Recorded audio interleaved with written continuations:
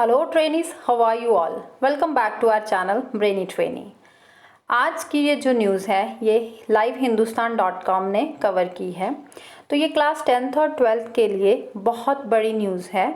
जो भी बच्चे क्लास 10th और 12th में इस टाइम 2020 में पढ़ रहे हैं, जिन्होंने फाइनल एग्ज़ाम्स अपने 2021 में देने हैं, उनके लिए ये वीडियो बहुत ज़रूरी है देखनी। तो वीडियो को एंड तक ज़रूर देखिएगा और स्किप बिल्कुल मत कीजिएगा, क्योंकि इस वीडियो में एक तो मैं आपको बताऊंगी कि सीबीएसई की तरफ से क्या प्लानिंग चल रही है कि जो आपके फाइनल एग्ज़ाम्स होंगे किस तरह की आपकी सिटिंग अरेंजमेंट्स होंगी। दूसरा मैं बताऊंगी कि आपका 50% सिलेबस कम होगा या नहीं होगा। और थर्ड बात मैं आपको बताऊंगी कि आपकी एग्ज़ाम डेट क्या होगी। तो वीडियो को एंड तक ज़रूर देखिएगा, वीडियो को स्किप बिल्कुल मत कीजिएगा। और अगर अभी तक चैनल को सब्सक्राइब नहीं किया तो प्लीज़ चैनल को सब्सक्राइब कर दीजिए, क्योंकि इस चैनल पर आपको लेटेस्ट अपडेट्स मिलती रहती हैं।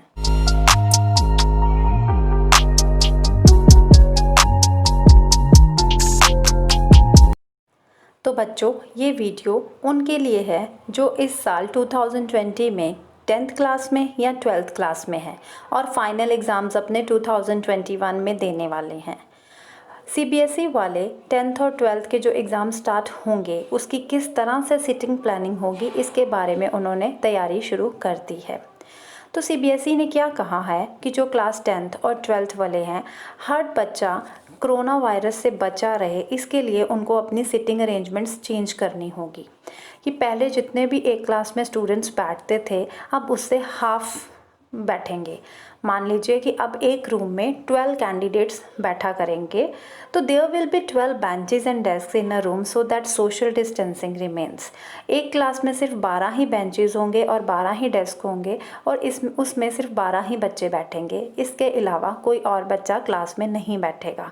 तो बोर्ड ने ये सारी जो SOPs हैं रिगार्डिंग सिटिंग प्लानिंग के, ये सारे एफिलिएटेड स्कूल्स को सेंड करती हैं। और साथ में उनको ये भी पूछा गया है उनसे कि आपके स्कूल का बेसिक स्ट्रक्चर क्या है। बेसिक स्ट्रक्चर में उनसे पूछा गया है कि आपके स्कूल में टोटल नंबर ऑफ़ क्लासरूम्स कितने हैं, उन रूम्स का साइज़ क्या है, स्कूल में एंट्री एग्ज़िट गेट एक ही है या अलग अलग है, इसके अलावा नंबर ऑफ़ स्कूल में हॉल्स कितने हैं, school premises will also have to be given. तो ये सारा, क्योंकि इन सब पे क्या है कि बोर्ड का मानना है कि अगर ये सारी चीज़ें मतलब उनको पता हो तो उसी के कारण वो देखेंगे कि कितने नंबर ऑफ़ सेंटर्स उनको इंक्रीज़ करने पड़ेंगे। क्योंकि ऑब्वियस है कोरोना वायरस की वजह से अब अगर एक क्लास में बच्चे कम बैठेंगे तो नंबर ऑफ़ सेंटर्स को उनको बढ़ाना पड़ेगा। तो इससे क्या होगा कि अगर एक सिटी में नंबर ऑफ़ सेंटर्स जितने पहले होते थे उससे नंबर ऑफ़ सेंटर्स इस साल बढ़ जाएंगे, ताकि बच्चे इजीली अपना एग्ज़ाम दे सकें। साथ में उन्होंने ये भी कहा है कि हर जो रिकॉग्नाइज स्कूल है जहाँ पर बच्चों के सेंटर बनेंगे उनको लिंक्ड किया जाएगा गूगल मैप के साथ, क्योंकि अगर वो स्कूल गूगल मैप के साथ कनेक्टेड रहेंगे तो कैंडिडेट को कोई प्रॉब्लम नहीं होगी अपना सेंटर ढूंढने में। तो इस लाइन को आप ध्यान से सुनिए कि the candidate will not have problems in finding the centre.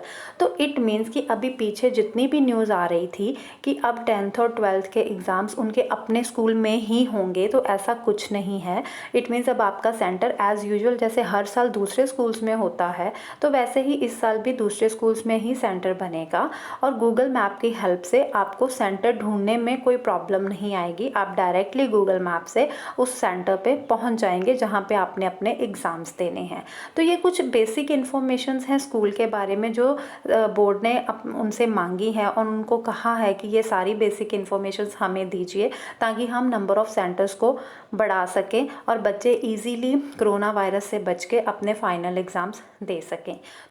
Next syllabus के बारे में जानते हैं। क्लास 10th और 12th में जो बच्चे इस टाइम पढ़ते हैं, कहा गया था पीछे, अभी यही न्यूज़ बार बार आ रही थी कि आपका 50% सिलेबस और कम हो जाएगा। मींस कि 30% पहले कम हो चुका था और 20% और कम कर दिया जाएगा। लेकिन अभी हाल में एक और न्यूज़ निकल के आई है जिसमें कहा गया है कि सीबीएसई ने ये कहा है कि 50% जो सिलेबस है वो अब कम नहीं होगा। इसको लेकर बोर्ड की मीडिया प्रभारी रमा शर्मा ने कहा कि सिलेबस को लेकर बोर्ड द्वारा 50% सिलेबस कम करने का अभी कोई निर्णय नहीं लिया गया है। फिलहाल बोर्ड द्वारा सभी स्कूलों से सिलेबस कम करने की राय मांगी गई है, लेकिन अभी इसके बारे में किसी ने कोई सुझाव नहीं दिया है कि सिलेबस कम होना चाहिए या नहीं होना चाहिए। वैसे उन्होंने ये भी साथ में बता दिया है कि 7 जुलाई को हम ऑलरेडी 30% सिलेबस कम कर चुके हैं, सिर्फ ये कोरोना वायरस की वजह से ही कम किया है ताकि बच्चों को कोई प्रॉब्लम ना आए। तो जो 70% सिलेबस रह गया है, जो बच्चों ने अभी पढ़ना है, उसके रिगार्डिंग हमने एक सैम्पल क्वेश्चन पेपर हर एक सब्जेक्ट का निकाल दिया है, वो अपनी वेबसाइट पे डाल दिया है। और उसके अलावा मार्किंग स्कीम भी CBSE की वेबसाइट में डाल दी गई है ताकि बच्चे उन सैम्पल क्वेश्चन पेपर्स को देख के अपने एग्ज़ाम्स की तैयारी करनी स्टार्ट कर दें। तो उन्होंने ये सारा साफ यहाँ पे कह दिया है। इट मीन्स कि यहाँ पे उन्होंने ये कहा है कि अभी कोई चांस नहीं है आपका सिलेबस और ज़्यादा कम हो। तो आपका ये जो अब 70% सिलेबस है, मैं यही कहूँगी कि अब आप ज़्यादा सपने मत सजाएं। अगर कम हो गया तो आपके लिए बहुत अच्छी न्यूज़ होगी, लेकिन अगर कम नहीं हुआ तो अगर अभी तक आपने पढ़ना स्टार्ट नहीं किया तो पढ़ना स्टार्ट कर दीजिए, क्योंकि अगर कम नहीं सिलेबस हुआ तो बाद में आपको बहुत ज़्यादा प्रॉब्लम आने वाली है, क्योंकि अक्टूबर तो अब ये चला गया है, नवंबर स्टार्ट होने वाला है। तो अब आपके पास बहुत कम टाइम बचा है जिसमें आपने ये सारे सब्जेक्ट्स का 70% सिलेबस ख़त्म करना है और उसके बाद उसकी रिवीजन भी करनी है। तो CBSE बोर्ड ने सिर्फ यही आप लोगों को सुझाव दिया है कि आप पहले तो ये मार्किंग स्कीम देखें जो उनकी वेबसाइट पे अवेलेबल है, साथ में आप सैम्पल क्वेश्चन पेपर हर सब्जेक्ट का देखें, वो भी उनकी वेबसाइट में अवेलेबल हैं, और उसी के रिगार्डिंग आप अपने प्रेपरेशन करनी स्टार्ट कर दें। और साथ में जो प्रीवियस ईयर के क्वेश्चन पेपर्स हैं उनको ज़रूर सॉल्व करें। तो इन सब का लिंक मैं डिस्क्रिप्शन बॉक्स में आपको दे दूंगी ताकि आप वेबसाइट में डायरेक्ट जाके ये सारे सैम्पल क्वेश्चन पेपर्स डाउनलोड कर सकें, मार्किंग स्कीम को डाउनलोड कर सकें। इन सब के अलावा मैं अपने चैनल पे इसके बारे में वीडियोस बना चुकी हूँ। मैंने आपको ये भी बता दिया है कि 3 मंथ्स में आपको सिलेबस कैसे कवर करना है, तो आप उन वीडियोस को भी देख सकते हैं। सैम्पल क्वेश्चन पेपर्स पे भी मैंने वीडियो बना दी है, केस स्टडी क्वेश्चंस भी मैंने आपको सॉल्व करके दिखाए हैं।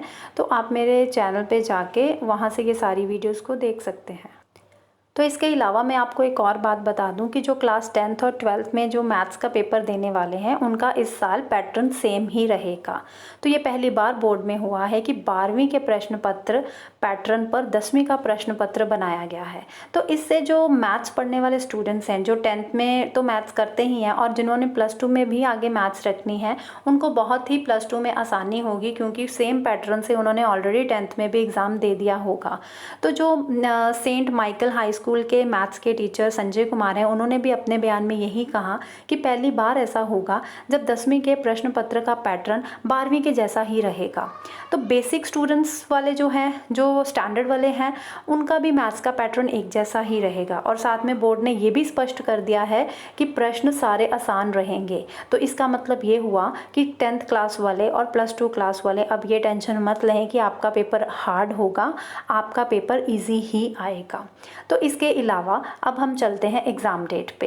तो एग्ज़ाम डेट आपकी कब होगी? वैसे तो उन्होंने ये भी एक बयान में कहा गया था कि आपके एग्ज़ाम 45 से 60 डेज़ तक डिले होंगे, लेकिन एक जगह पे ये भी बयान आया है कि ज़्यादा डिले वो नहीं कर सकते, क्योंकि इससे नेक्स्ट आने वाले सेशन भी लेट हो सकता है। तो यही न्यूज़ थी जो मैं आज आपको देना चाहती थी।